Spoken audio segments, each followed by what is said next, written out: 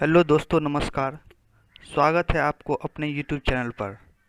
आज 8वां video CTET EVS NCERT note का लेकर आया हूँ। पिछले क्लास में मैं क्लास 5 का 5 लेसन कवर किया था, तो आज फिर से अगले पार्ट का शुरुआत मैं करने जा रहा हूँ। वीडियो को स्किप मत कीजिएगा और अच्छे से समझिएगा।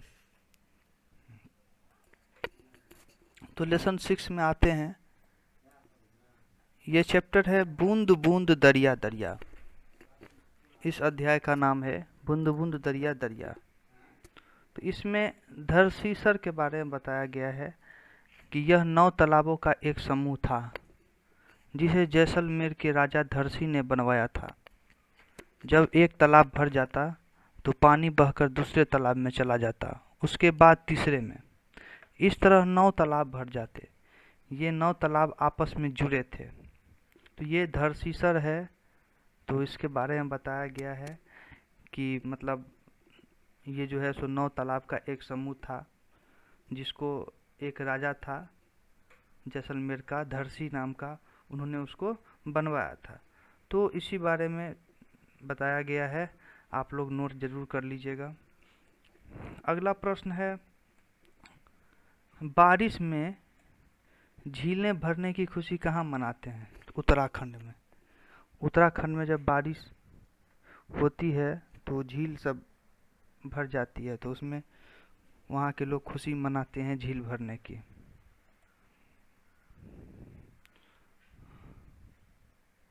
अगला प्रश्न है कि कुएं सूख जाने के क्या कारण है? तो मोटर से पानी निकालना, झीलों का समाप्त होना, जमीन को सीमेंट से पक्का करना आदि, ये जो है कुआं सूख जाने का कारण है। अगर हम लोग किसी भी कुएं में मोटर से पानी निकालेंगे, झीलों का समाप्त हो जाना, ये सब एक कारण है जिसके कारण कुआं सूख जाता है। अगला है जोधपुर की कहानी। जोधपुर की कहानी के बारे में बताया है। तो जोधपुर की कहानी क्या है? तो 1986 में सूखा पड़ा तो लोगों ने पुरानी बावड़ियों को फिर से साफ करके 200 ट्रक कूड़ा निकाला। बावड़ी ने पूरे शहर को पानी पिलाया, पर अब फिर से बावड़ी को भुला दिया गया। तो ये है जोधपुर के बारे में बताया गया है। ये सीटेट क्वेश्चन में बहुत ही इम्पोर्टेंट है, इसको समझना बहुत ज़रूरी है। जोधपुर के कहानी के बारे में हमेशा बताया जाता है। अगला प्रश्न है, अल बिरूनी कौन थे? तो ये जो है उज्बेकिस्तान से आए एक मुसाफिर थे, अल बिरूनी। इन्होंने जो है भारत के तालाबों तथा आर्किटेक्चर के बारे में भी लिखा था तथा भारत की प्रशंसा की थी। इनकी किताब डाक टिकट 1973 में छपी हुई थी। अगला है पाठ 7। पाठ 7 में है पानी का प्रयोग। पानी के प्रयोग के बारे में पाठ 7 में बताया गया है। जैसे पहला प्रश्न है, समुद्र और सागर का पानी कैसा होता है? तो समुद्र और सागर जो होता है उसका पानी जो है सो नमकीन होता है। अगला प्रश्न है, मृत सागर का पानी कितना खारा है? तो लगभग 300 ग्राम नमक प्रति लीटर। अगला प्रश्न है, दांडी यात्रा कब हुई थी? तो इसका उत्तर होगा 1930 में दांडी यात्रा हुई थी। अगला प्रश्न है, दांडी यात्रा का संबंध है? तो दांडी यात्रा का संबंध है नमक से। अगला है, दांडी कहाँ पर है? तो दांडी जो है वो गुजरात में है। अगला प्रश्न है, दांडी यात्रा कहाँ से कहाँ तक हुई थी? तो इसका उत्तर होगा अहमदाबाद से दांडी तक इसकी यात्रा हुई थी। अगला है अब पाठ 8 में मच्छरों की दावत। पाठ 8 में है मच्छरों की दावत। तो बहुत ही इम्पोर्टेंट चैप्टर है। इसमें से भी कई बार सीटेट में प्रश्न आ चुका है और प्रत्येक बार एक न एक क्वेश्चन मच्छर के बारे में मतलब इस पाठ से आता ही है। तो इस पार्ट को भी अच्छे से देख लीजिएगा, बहुत ही वीवीआई चैप्टर है। पहला प्रश्न है, मलेरिया की दवाई किससे बनती है?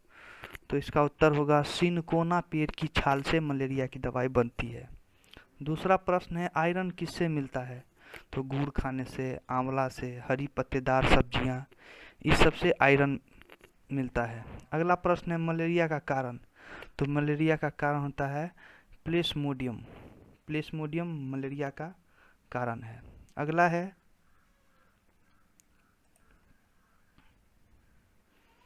मलेरिया का मच्छर। तो मलेरिया का मच्छर जो होता है वो एनाफिलीज मादा मच्छर, वो जो कि भूरे कलर का होता है, भूरे रंग का होता है। ये है मलेरिया का मच्छर। अगला प्रश्न है, दिल्ली के स्कूल में एनीमिया से बच्चे कब प्रभावित हुए थे? तो उसका उत्तर होगा 17 नवंबर 2007 को दिल्ली के स्कूल के बच्चे एनीमिया से प्रभावित हुए थे। अगला प्रश्न है, मच्छर के पेट में किसने झांका? तो एक वैज्ञानिक थे रोनाल्ड रॉस ने, तो उन्होंने मच्छर के पेट में झांक कर और उस पर प्रयोग किया था। अगला है, जो मलेरिया डेंगू चिकनगुनिया का मतलब नहीं हो, इससे हम क्या क्या सावधानी बरतेंगे उसके बारे में बताया गया है। तो अगर हमें इस चीज़ से बचना है तो अपने आसपास पानी को ज़्यादा इकट्ठा नहीं होने देंगे। अगर पानी के बर्तन को साफ रखें, हर हफ्ते उसको सुखाएं, मच्छरदानी का इस्तेमाल करेंगे। मच्छरदानी का इस्तेमाल करने से मच्छर नहीं आएगा और हम मलेरिया या डेंगू से बच सकते हैं। गड्ढों में पानी में अगर किसी भी गड्ढा में पानी भर जाता है तो उसमें हम लोग मिट्टी का तेल का छिड़काव करेंगे ताकि इससे मलेरिया डेंगू चिकनगुनिया नहीं फैले। तो ये सब करने से मलेरिया डेंगू चिकनगुनिया बहुत दूर रहता है। अगला है पाठ 9। पाठ 9 है, डायरी कमर सीधी ऊपर चढ़ो। तो लीडर के गुण में बताया गया है दूसरों के सामान उठाने में मदद करना। इस चैप्टर का है ये इम्पोर्टेंट टॉपिक, इसीलिए मैंने इस वीडियो में रखा है आप लोग को। तो ये मेरे द्वारा नोट्स बनाया गया है, बहुत मेहनत के बाद ये नोट्स तैयार हुआ है, जो कि बहुत ही इम्पोर्टेंट है। आगे है, पूरे ग्रुप के आगे बढ़ जाने पर ही आगे बढ़ना है, ये लीडर का गुण है। अगला है, रुकने के लिए उसको जगह ढूंढना। कोई भी व्यक्ति जब बीमार पड़ जाता है तो उसका ध्यान रखना, ये भी लीडर का गुण है। सबका खाना पीना का इंतजाम करना, ये जो है ये लीडर के गुण है। इसको देख लीजिएगा आप लोग, बहुत ही इम्पोर्टेंट है ये।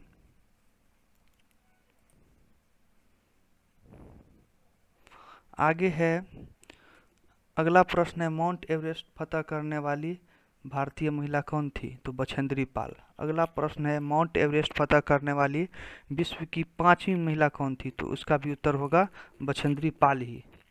अगला प्रश्न है, 12 वर्ष की आयु में बछेंद्री पाल ने कितनी ऊंचाई चढ़ी? तो 4000 मीटर। अगला है, बछेंद्री पाल कहाँ से है? तो वो जो है गांव के नकुरी गांव से बछेंद्री पाल हैं।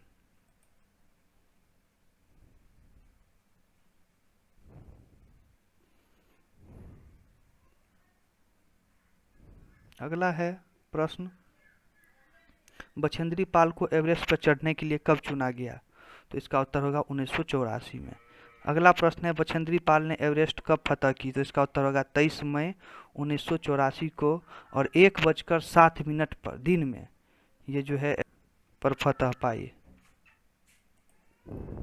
अगला है, एवरेस्ट की ऊंचाई कितनी है? तो 89,900 मीटर, सॉरी। अगला है, नेपाल में एवरेस्ट का नाम क्या है? तो सागर माथा। अगला प्रश्न है, बछेंद्री पाल कितने देर एवरेस्ट पर रही? तो 43 मिनट। अगला है, यह कहानी संगीता अरोरा की डायरी से ली गई है। अगला प्रश्न है, संगीता अरोरा कौन है? तो वो केंद्रीय विद्यालय दिल्ली में अध्यापक हैं, संगीता अरोरा। धन्यवाद। ये बहुत ही इम्पोर्टेंट नोट्स है, आप लोग इस लोग को ज़रूर देख लीजिएगा। और आप लोग को अगर कोई दिक्कत लगे तो कमेंट बॉक्स में आप लोग कमेंट ज़रूर कीजिएगा ताकि मुझे पता चले। धन्यवाद।